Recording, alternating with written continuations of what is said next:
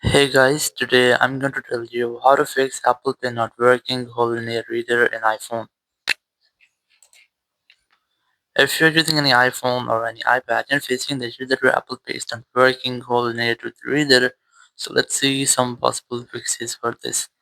So the very first thing, you just have to make sure that your iPhone case, especially if it's metallic or thick, place in the top edge of your iPhone where the NFC antenna is directly over the contactless symbol on the payment terminal within a range of about 2 inches or 5 centimeters.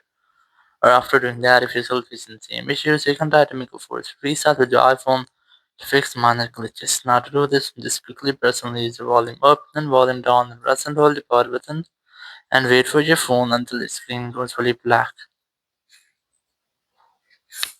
And here, once you get the black screen, you just have to wait for Apple logo.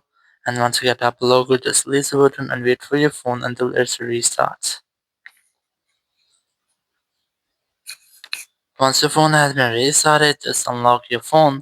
And here we have to retry check if your issue has been fixed or not.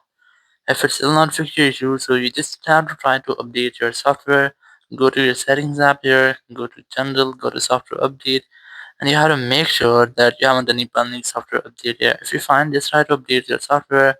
After updating your software, you will not get the issue again. Or if you're still facing the same issues, you can try to contact the Apple Support team to get actual help. Now to do this, simply open your Apple Support app. You can easily install this app from your App Store, or you can also use Apple Support Web.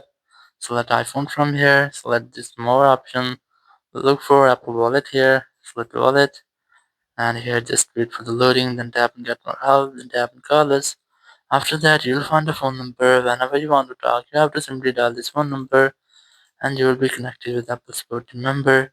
You can discuss about your issue and get official help from there. So after that, your issue will be fixed. Thank you very much for watching the video. Until next video, bye bye.